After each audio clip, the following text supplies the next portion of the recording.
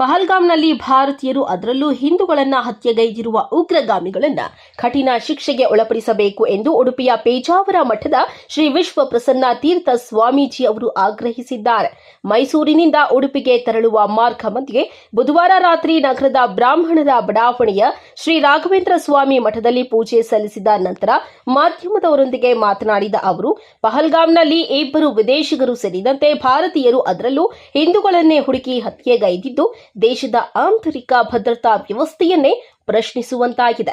ದೇಶ ಎತ್ತ ಸಾಗುತ್ತಿದೆ ಎಂಬುದನ್ನು ಪ್ರಜ್ಞಾವಂತರು ಗಮನಿಸಬೇಕು.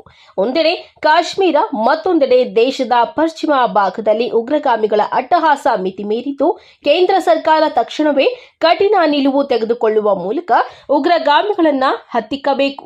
ಪಹಲ್ಗಾಮ್ನಲ್ಲಿ ನಡೆದ ಘಟನೆ ದೇಶವಾಸಿಗಳಿಗೆ ಎಚ್ಚರಿಕೆಯ ಗಂಟೆಯಾಗಿದ್ದು, ದೇಶದ ಯಾವುದೇ ಮೂಲೆಗಳಲ್ಲೂ ಇಂತಹ ಘಟನೆ ಮರುಕಳಿಸದಂತೆ ಭದ್ರತಾ ವ್ಯವಸ್ಥೆ ಮತ್ತಷ್ಟು ಗಟ್ಟಿಗೊಳಿಸಬೇಕು. ಉಗ್ರರಿಗೆ ತಕ್ಕ ಶಾಸ್ತಿಯಾದಲ್ಲಿ ಮತ್ತೊಮ್ಮೆ ಇಂತಹ ಘಟನೆಗಳು ಮರುಕಳಿಸುವುದಿಲ್ಲ. ಹಾಗಾಗಿ ಕಠಿಣ ಕ್ರಮ ವಹಿಸುವಂತೆ ಕೇಂದ್ರ ಸರ್ಕಾರವನ್ನು ಆಗ್ರಹಿಸಿದ್ದಾರೆ. ಭಾರತೀಯರ ಮೇಲೆ, ಅದರಲ್ಲೂ ವಿಶೇಷವಾಗಿ ಹಿಂದೂಗಳ ಮೇಲೆ ಗುರಿಯಿಟ್ಟು ಹತ್ಯಾಕಾಂಡವನ್ನು ನಡೆಸಿದ್ದಾರೆ. ಅತ್ಯಂತ ಖಂಡನೀಯವಾಗಿರತಕ್ಕಂತಹ ವಿಷಯವಾಗಿದೆ. ಸರ್ಕಾರ ಕೂಡಲೇ ಎಚ್ಚೆತ್ತುಕೊಂಡು ಈಗ ಆಗಿರತಕ್ಕಂತಹ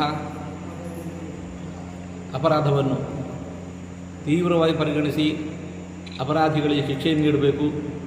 ಇನ್ನು ಮುಂದೆ ದೇಶದ ಯಾವ ಮೂಲೆಯಲ್ಲಿಯೂ ಕೂಡ ಇಂತಹ ಘಟನೆಗಳು ಮರುಕಳಿಸದಂತೆ ತೀವ್ರವಾಗಿರತಕ್ಕಂತಹ ಕ್ರಮವನ್ನು ಕೈಗೊಳ್ಳಬೇಕು. ಒಂದೆಡೆ ಕಾಶ್ಮೀರದಲ್ಲಿ ಕಾಣ್ತಾ ಇದ್ದೇವೆ, ಈ ಕಡೆ ಪಶ್ಚಿಮ ಬಂಗಾಳದಲ್ಲಿ ಕಾಣ್ತಾ ಇದ್ದೇವೆ. ಎಲ್ಲೆಡೆ ನಡೆಯತಕ್ಕಂತಹ ಇಂತಹ ಅಪರಾಧ ಕೃತ್ಯಗಳು ಕಠಿಣವಾದ ಶಿಕ್ಷೆಯನ್ನು ಕ್ರಮವನ್ನು ತೆಗೆದುಕೊಳ್ಳದೇ ಹೋದಲ್ಲಿ ಇವು ದೇಶಾದ್ಯಂತ ಮರುಕಳಿಸ್ತಾವೆ.